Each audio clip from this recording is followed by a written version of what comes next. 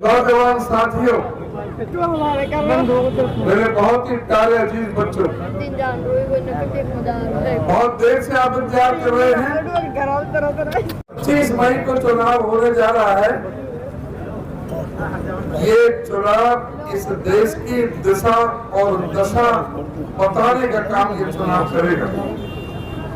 ये चुनाव ये तय करेगा कि हिंदुस्तान में तानाशाही रहेगी या इस हिंदुस्तान में संविधान के मुताबिक लोकतंत्र और प्रजातंत्र कायम रहेगा। एक तरफ आज देश में जो शासक है, जिसने इस देश के अंदर अघोषित इमरजेंसी लगाई हुई है, जो इस देश को तानाशाही की तरफ लेकर जा रहा है, जो चाहता है कि इस देश में चीन और रूस की तरह एक ही पार्टी का शासन हो, विपक्ष के नेताओं को जेलों में बंद कर दिया जाए, उनकी आवाज को कुचल दिया जाए और भारत की जो संवैधानिक संस्थाएं हैं उन सब का गला घोट दिया जाए। आज सबसे बड़ा प्रश्न ये है कि इस देश में प्रजातंत्र बचेगा, संविधान बचेगा या संविधान को आज इतना खतरा हो गया है, अगर ये शासन आ गया तो संविधान नहीं रहेगा। इस बात को आज सोचने की जरूरत है। आज क्या कारण है कि बीजेपी के लोग संविधान के क्यों खिलाफ हैं?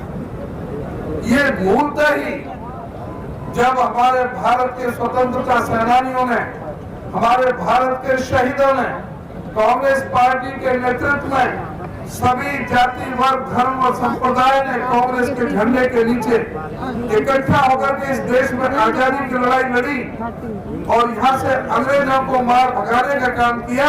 उसका अधिकार हो, कोई भी आदमी अपनी मर्जी से अपनी पूजा पद्धति को स्वीकार कर सकता है। सभी धर्मों के लोगों को पूरा बराबर का सम्मान हो, ऐसा भारत का संविधान बाबा साहब ने दिया था। और उस संविधान पर चौधरी रणवीर सिंह हुड्डा, चौधरी भूपेंद्र सिंह हुड्डा जी के पिताजी, वो भी संविधान सभा के सदस्य थे, उनके भी इस संविधान पर हस्ताक्षर हैं। और इस संविधान में, इस संविधान को जो एक एक धारा को बाबा साहब ने 26 नवंबर 1949 को पारित कराया था संविधान सभा से, तो उस संविधान का विरोध किसने किया था?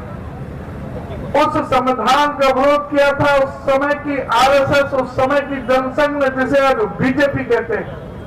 इन लोगों ने 30 नवंबर को आरएसएस का जो मुखपत्र है ऑर्गेनाइजर, उसमें एक लेख लिखा, संपादकीय लेख लिखा, जिसमें कहा कि हम इस भारत के संविधान को नहीं मानते क्योंकि इसमें मनुस्मृति का उल्लेख नहीं है, इसलिए हम इस संविधान से सहमत नहीं है, इस संविधान को हम बदलना चाहेंगे।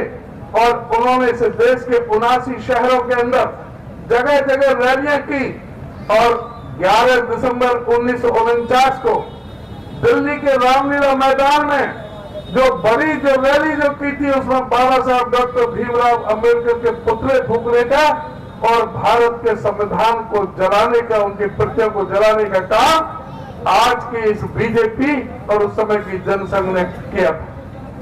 तो इस बात को देखें कि ये किस तरह से संविधान के खिलाफ है।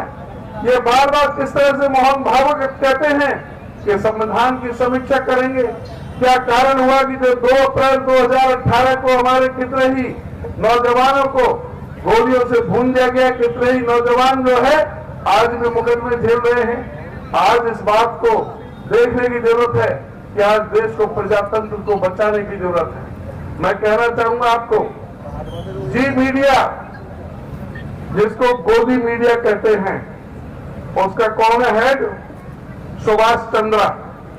मैं 3 दिन पहले उनका बयान देख रहा था टेलीविजन पर। आज मीडिया भी बदलाव होने लगा है, देख के चल, जनता का जो रुख देख करके। सुभाष चंद्रा जी ने कहा कि 180 देशों में लोकतंत्र है, जिसमें भारत का दुर्भाग्य है कि भारत उन 180 देशों में 159वें नंबर पर आता है। इसका मतलब है कि भारत में लोकतंत्र को, प्रजातंत्र को बहुत बड़ा खतरा है। और सुभाष चंद्रा ने जो अपना सबसे बड़ा जो सीईओ था उसको बाहर कर दिया जी न्यूज से, और जो सबसे बड़ा एंकर था दीपक चौरसिया उसको भी बाहर कर दिया। तो ये इस बात का सबूत है कि मीडिया में भी अब बदलाव शुरू हो गया है। अब आप लोगों ने देखना है, आप लोगों ने देखना है कि किस तरह से प्रधानमंत्री, जो हमारे कहते हैं ना कि बुढ़ा सठिया गया, इस तरह की भाषा इस्तेमाल होती है। प्रधानमंत्री कहते हैं कांग्रेस का राज आ गया, तो ये बाजरे के अंदर रखा होगा मंगलसूत्र, कई टीन में, करस्तर में या कई मटका में, तो उसका एक्सरे खींच लेंगे और उस मंगलसूत्र को छीन के मुसलमान को दे देंगे। किसी पे 2 भैंस होगी तो 1 भैंस कांग्रेस छीन लेगी और मुसलमानों को दे देगी। किसी पे 2 घर होंगे तो 1 घर कांग्रेस छीन लेगी। अरे 55 साल कांग्रेस ने राज किया है, इस देश की आजादी के लिए लड़ाई लड़ी है। आज देश का जो आज जो विकास की नई ऊंचाइयों पर जा रहा है वो कांग्रेस पार्टी की देन है।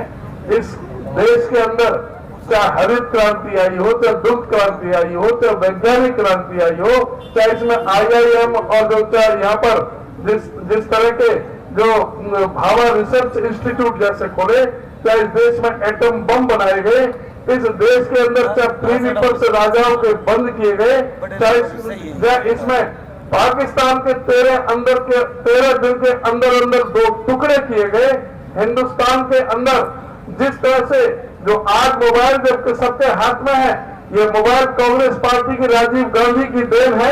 इस कंप्यूटर की जो क्रांति लेकर के आए वो राजीव गांधी लेकर के आए थे, जो इस देश में चाहे राइट टू फूड, चाहे right to information, right to education, ये सब कांग्रेस पार्टी की देन है। इन्होंने सिवाय नफरत के इस देश में कुछ नहीं बांटा।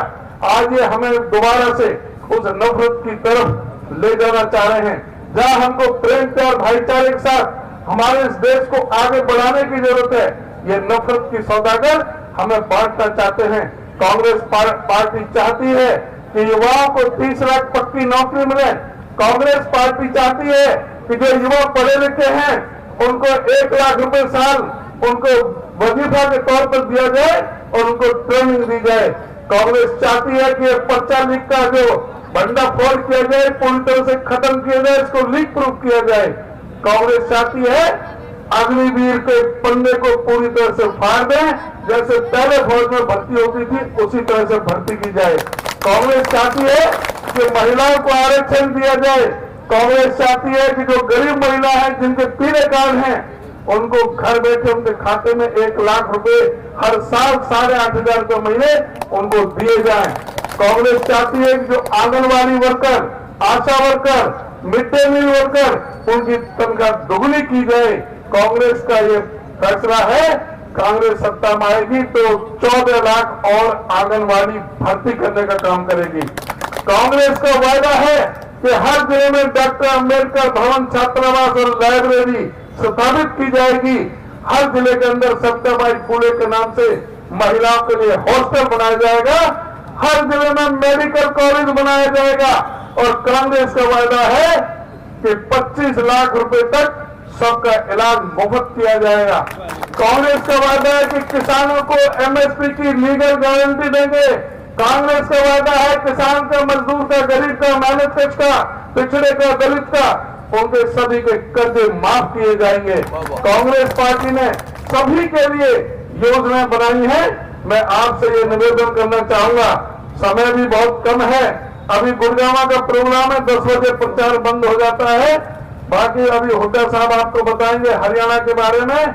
मैं आपसे बस ये निवेदन करूंगा, 25 मई को चूक न जाना। एक वोट हाथ के पंजे पर बटन दबा करके राज बब्बर जी को कामयाब बनाएं। आप राज बब्बर को MP नहीं चुन रहे हो। आगे आने वाला समय इंडिया गठबंधन की सरकार बनने जा रही है और राज बब्बर जी उस सरकार में कैबिनेट मंत्री बनेंगे। तो इसलिए आपसे मेरे कह रहा है, गुजारिश है, एक वोट को चूक नहीं देना। ये विकास का मॉडल आपके सामने आने वाला है। बहुत बहुत धन्यवाद।